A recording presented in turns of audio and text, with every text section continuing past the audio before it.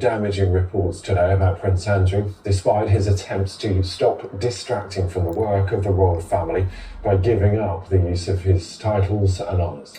The Mail on Sunday reports that in 2011, just before the paper published a photo of the Prince with Virginia Giuffre, he asked his police protection officer to investigate her and passed on confidential details about her. Well, Miss Giuffre later went on to accuse him of sexual abuse. She took her own life earlier this year. Prince Andrew continues to deny any wrongdoing, as Ellie Price now reports. If the strategy was to stop Andrew being one of the royal family's Dukes of Hazzard in the headlines for all the wrong reasons, it doesn't seem to have worked. Details of the ongoing scandal appear on most of the newspapers' front pages this morning, despite the Prince publicly giving up his title of Duke of York on Friday. The Mail on Sunday has seen an email in which Prince Andrew said he asked a Met Police close protection officer to investigate Virginia Giuffre's background. It reports the Prince passed the officer her date of birth and confidential social security number. Prince Andrew was last seen in public with the rest of the royal family last month, here at the Duchess of Kent's funeral. It's likely to be one of the last times they're all seen together. But Virginia Giuffre's family want his isolation to go further and strip Andrew of the title of Prince. We would call on the King to potentially go ahead and take out the Prince in the Andrew. That's their. I think anybody that was implicated in this should have some sort of.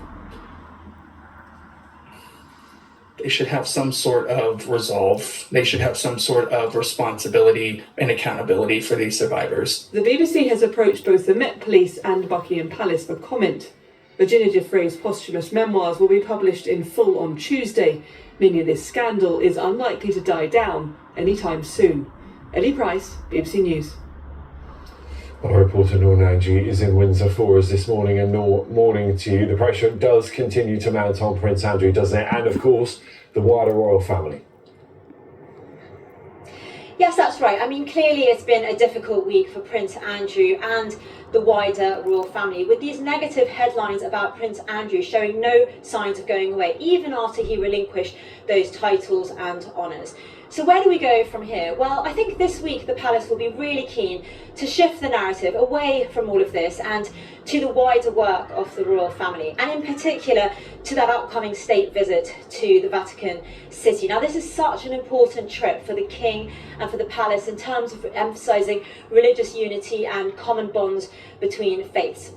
What they will not want is headlines around Andrew, family division to be stealing the limelight there. And I think, as ever with the royal family, there will be a mood of business as usual, even though the last few days have been anything but. But as we were hearing there in Ellie's package, this posthumous memoir by Virginia Giuffre is also coming out next week. Now, Prince Andrew does continue to deny any wrongdoing, but if today's papers are anything to go on, these lines about him are likely to carry on and the scrutiny is likely to continue. There may also be questions about what the palace did or did not know about Prince Andrew and Jeffrey Epstein's circle. So I think it's fair to say this story is unlikely to go away.